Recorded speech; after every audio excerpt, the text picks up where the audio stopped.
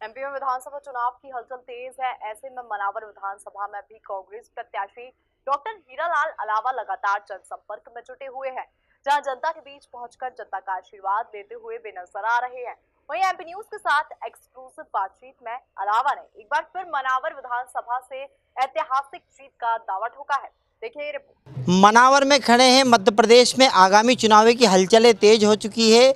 हम लोग खड़े हैं मालवा निमाड़ के वो मनावर क्षेत्र में, जहां से कांग्रेस प्रत्याशी डॉक्टर हीरालाल अलावा हुकार भर रहे हैं। आइए देखते हैं क्या मुद्दे और क्या विजन के साथ जनता के बीच में जा रहे हैं। हम बात करते हैं डॉक्टर हीरालाल अलावा से। अलावा जी बताइए, आप जनता के बीच में जा रहे हैं, किस प्रकार के विजन के साथ में क्या मुद्दे होंगे आप?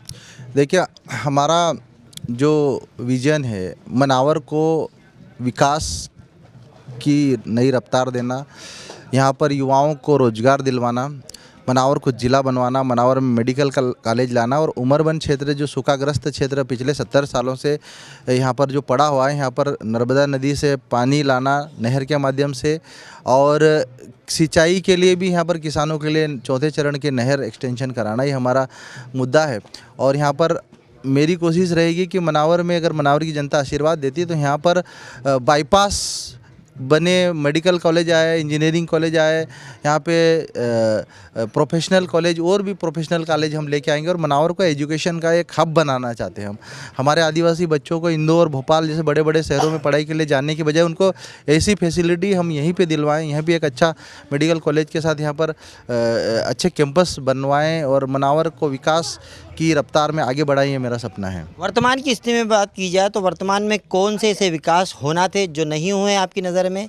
आने वाले समय में अगर आपको जनता चुनती है और आप विधायक होते हैं तो क्या वो विकास पूरे होंगे? ऐसा कौन सा सपना है जो आप जनता के बीच में लेकर के? देखिए, सबसे पहले मेरा सपना है कि मनावर को ज़िला बनाया जाए और मनावर में मेडिकल कॉलेज लाकर इस आदिवासी क्षेत्र में जो धार, झाबुआ, बड़वानी, खरगोन, इस जोन में एक मेडिकल के क्षेत्र में हम खासकर आदिवासी वर्ग, जो गरीब वर्ग है यहाँ पर बड़े शहरों में नहीं जा पाता, तो उनको एक आदिवासी क्षेत्र में अच्छी स्वास्थ्य सुविधाएं देना और अच्छी स्वास्थ्य सुविधाएं देने के साथ साथ यहाँ पे युवाओं को स्थानीय स्तर पर रोजगार दिलाना मेरा मुख्य उद्देश्य है। और साथ में जो उमरबंद क्षेत्र है, जो विकास की दृष्टि से आज भी सैकड़ों साल पीछे चल रहा है शहरी क्षेत्रों की तुलना में, तो यहाँ पर चौथे चरण की नहर ले जाना है, जो हमारा पाटा मोटी, करौंदिया से लेके हमारा आमसी पाटला तक का जो एरिया है ये पूरा सूखाग्रस्त है। तो यहाँ पे नहर ले जाना, पानी किसानों को खेतों में पानी और पीने के लिए, क्योंकि ये जोन फ्लोराइड प्रभावित जोन है, तो यहाँ पे पीने के लिए पानी, और उमरबंद में भी डिग्री कॉलेज के साथ साथ में यहाँ पे भी स्वास्थ्य सुविधाएं बेहतर करना मेरा उद्देश्य है। अच्छा, बात की जाए आदिवासी बहुल क्षेत्रों की, तो आदिवासी बहुल क्षेत्रों में शिक्षा का कहीं ना कहीं अभाव देखने को लगता है, रोड, मूलभूत सुविधाओं में कमी है। तो आपके विधायक बनने के बाद में क्या वो सारी चीज़ें पूरी हो पाएगी? देखिए, विधायक बनने के बाद में मेरी पूरी कोशिश है कि इनकी विधानसभा में प्राथमिकता में शिक्षा और रोड, जो ग्रामीण क्षेत्रों में जो गांव-गांव तक पहुंचने की जो रोड है, प्रधानमंत्री सड़क योजना की रोड है, लेकिन उसको प्रधानमंत्री सड़क योजना में भी मॉडिफिकेशन करवा के उसमें मोहल्ले जोड़ने की योजना गांव में लेके आऊँगा और विधानसभा में लगातार लड़ाई करूँगा। और मेरा संघर्ष एक न एक दिन जरूर कि गांव को पक्की सड़कें देना, हर मोहल्ले को पक्की सड़कें देना और ग्रामीण क्षेत्रों को ज़्यादा से ज़्यादा सुविधाएं देना, ये उद्देश्य रहेगा। बात की जाए जयेश की, तो अब जयेश के लिए भी आपने काफ़ी काम किया जयेश के साथ में, और आज कांग्रेस के बैनर तले चुनाव लड़ रहे हैं।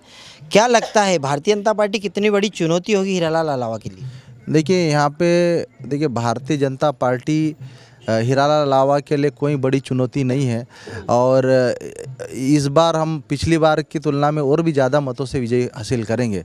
भारतीय जनता पार्टी ने पिछले 20 सालों में कोई विकास नहीं किया है। इन्होंने बेरोजगार युवाओं, जब रोजगार मांगने गए तो डंडे मारे। इन्होंने हमारे आदिवासी बेटियों को मार मार के 10-10 फीट गहरे गड्ढे में डाला गया शिवराज सिंह चौहान सरकार के राज्य में। आज हमारे उमरबंद क्षेत्र में 20 साल से इन्होंने कोई नहर, जो हमारे जो बैड़ा पट्टी बोलते हैं, यहाँ पे पानी की कोई व्यवस्था नहीं करी भारतीय जनता पार्टी ने।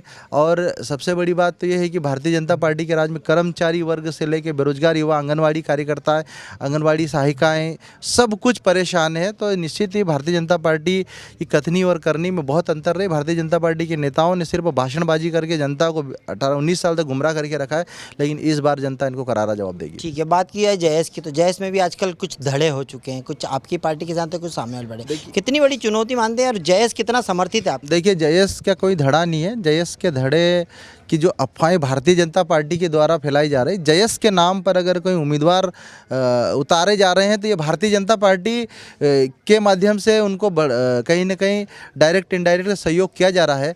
और जयस और कांग्रेस की बात करें तो कांग्रेस ने हमेशा युवाओं को मौका दिया है। इस बार भी 4 युवाओं को मौका दिया है और विधानसभा में मैं दावे के साथ बोल रहा हूँ कि चारों के चारों हम लोग विधानसभा में पहुँचेंगे और अंतिम पंक्ति में खड़े वर्ग की लड़ाई लड़ेंगे। ये जयस में धड़े की बात बिल्कुल अफवाहें हैं, सब बीजेपी के द्वारा फैलाया गया प्रोपोगेंडा है। और जो भी लोग हैं जो उम्मीदवार उतारने का काम कर रहे हैं, वो सब बीजेपी से फंडिंग लेकर काम कर रहे हैं। कहीं ना कहीं ये जनता को गुमराह किया जा रहा है। और मैं प्रदेशवासियों से ये भी कहना चाहता हूँ कि जयस एक तो राजनीतिक पार्टी नहीं है, जयस एक स्वतंत्र वैचारिक सामाजिक संगठन है। और जयस के माध्यम से जो लोग प्रचारित कर रहे हैं, दुष्प्रचार कर रहे हैं कि उम्मीदवार उतार रहे हैं, तो जयस तो राजनीतिक पार्टी है ही नहीं, तो जयस के उम्मीदवार उतारने का सवाल ही नहीं है। ये कुछ लोग समाज को भ्रमित करने के लिए, आदिवासियों को भ्रमित करने के लिए जयस के नाम पर राजनीति कर रहे हैं। ऐसे लोगों को जनता जवाब देगी। और मध्य प्रदेश में आप लोगों को दावे के साथ बोल रहा हूँ, इस बार हमारी कांग्रेस की सरकार बनेगी और कांग्रेस की सरकार बनकर हमारे ज़्यादा से ज़्यादा युवा विधानसभा में पहुँचेंगे, जयस समर्थित युवा विधानसभा में पहुँचेंगे जिनको कांग्रेस ने टिकट दिया है।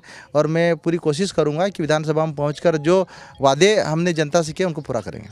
जयस की बात कर रहे थे हम लोग, अब मनावर की बात कर लेंगे। दोनों ही पार्टी का मालवा और निमाड़ पे फोकस है। क्या लगता है कांग्रेस से कौन बड़े नेता होंगे जो आपकी जनसभा और आम सभा लेने आएंगे? देखिए, कांग्रेस से हमारे लिए तो कांग्रेस में सभी नेता हमारे लिए बड़े नेता हैं और हमारे लिए दिग्गज, बड़े बड़े दिग्गज नेता हैं। आदरणीय दिग्विजय सिंह जी, आदरणीय कमलनाथ जी, आदरणीय प्रियंका जी हमारे क्षेत्रों में आ रहे हैं, सभाएं ले रहे हैं। उनका आशीर्वाद भी हमको मिल रहा है और पूरी कोशिश रहेगी कि इस बार इस क्षेत्र में एक भी सीट भारतीय जनता पार्टी को नहीं जीतने देंगे। कितने वोटों से जीतने का दावा करते हैं?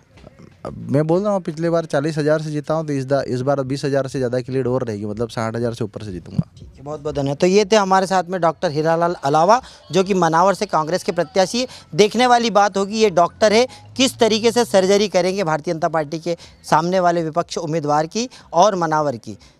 कैमरा पर्सन अरुण यादव के साथ राकेश राठौर, मनावर।